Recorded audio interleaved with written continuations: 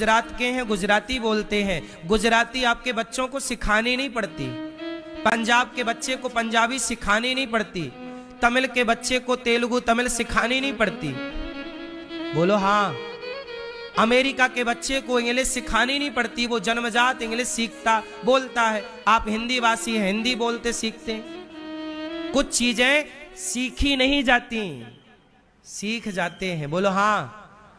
ऐसे ही जैसे भाषा सिखाई नहीं जाती, सीख जाती है लड़की और लड़का, उसी तरह संस्कार सिखाए नहीं जाते। माँ बाप को, दादा दादी को, नाना नानी को देख देख कर सब संस्कार ग्रहण किए जाते हैं। अब बात तो ये बिगड़ गई ना कि संस्कार ऊपर से खत्म हो गए, मतलब दादा दादी से खत्म हो गए, तो बाप में नहीं आए, माँ में नहीं आए, माँ बाप में, दादा दादी नाना नानी में नहीं है, तो औलाद में नहीं आ रहे हैं। संस्कारहीन समाज इसलिए हो गया, वरना ये सब सिखाने की बात थी ही नहीं।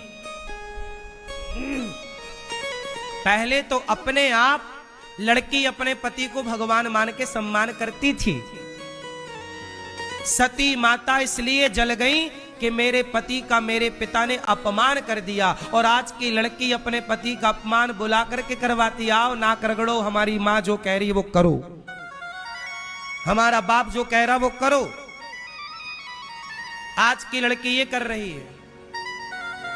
और एक सती है कि जो अपने पति का अपमान हो गया तो जल गई योग अग्नि में कि मेरे पति का अपमान हो गया।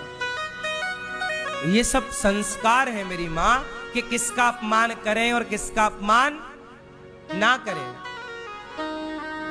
प्रश्नोत्तरी में कल मेरे से, कल नहीं परसों, एक दो दिन में एक बहन ने पूछा कि गुरुजी हमारा ब्याह तो हुआ नहीं, पर जब हम विवाह हो तो ऐसा उपाय बताओ कि हमारा भाई और हमारे माँ बाप ना छूटे।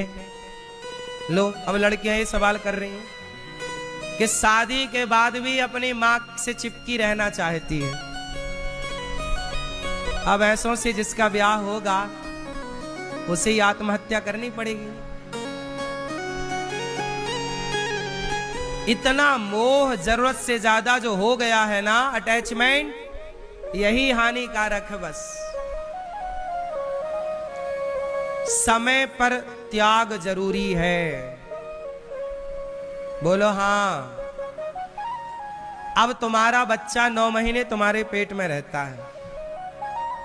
अब वो बच्चा कहे नहीं मैं तो आऊंगा ही नहीं बाहर, मैं पेट में ही अच्छा हूं।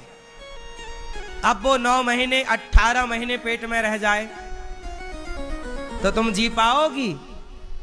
बोलो मेरी मां।